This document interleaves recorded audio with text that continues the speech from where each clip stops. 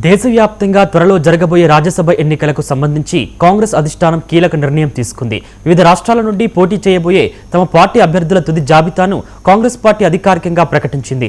సీనియర్లకు, party కోసం కష్టపడిన కీలక నేతలకు ఈ జాబితాలో ప్రాధాన్యత కల్పిస్తున్నట్లు తెలుస్తోంది. కర్ణాటక రాష్ట్రం నుండి ఏఐఎస్సీసీ అధ్యక్షుడు మల్లికార్జున ఖర్గేతో పాటు పార్టీ కీలక ప్రతినిధి పవన్ ఖేరా, మన్సూర్ అలీ ఖాన్లను కాంగ్రెస్ టికెట్ ఖరారు చేసింది. మధ్యప్రదేశ్ నుండి సీనియర్ మహిళా నేత మీనాక్షి నటరాజన్ పేరును అధిష్టానం ఖరారు చేసింది.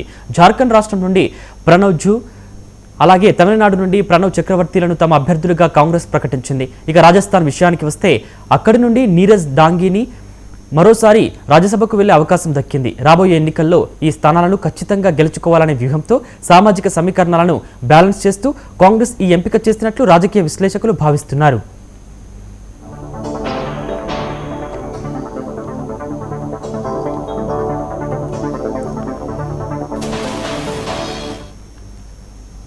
దేశవ్యాప్తంగా త్వరలో జరగబోయే రాజ్యసభ ఎన్నికలకు సంబంధించి కాంగ్రెస్ అధిష్టానం కీలక నిర్ణయం తీసుకుంది.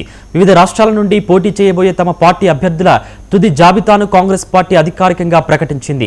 సీనియర్లకు, పార్టీ కోసం కష్టపడిన కీలక నేతలకు ఈ జాబితాలో ప్రాధాన్యత కల్పిస్తున్నట్లు తెలుస్తోంది. కర్ణాటక రాష్ట్రం నుండి ఏఐసీసీ అధ్యక్షుడు మల్లికార్జున ఖర్గేతో పాటు పార్టీ కీలక ప్రతినిధి పవన్ ఖేరా, మన్సూర్ అలీ ఖాన్లకు కాంగ్రెస్ టికెట్ ఖరారు చేసింది. మధ్యప్రదేశ్ నుండి సీనియర్ మహిళా నేత మీనాక్షి నటరాజన్ను పేరును అధిష్టానం ఖరారు చేసింది.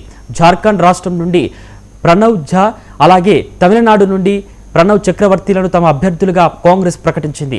ఇక రాజస్థాన్ విషయానికి వస్తే అక్కడి నుండి నీరజ్ డాంగీకి మరోసారి రాజ్యసభకు వెళ్లే అవకాశం దక్కింది. రాబోయే ఎన్నికల్లో ఈ స్థానాలను ఖచ్చితంగా గెలుచుకోవాలనే వ్యూహంతో సామాజిక సమీకరణాలను బ్యాలెన్స్ చేస్తూ కాంగ్రెస్ ఈ ఎంపిక చేసినట్లు రాజకీయ విశ్లేషకులు భావిస్తున్నారు.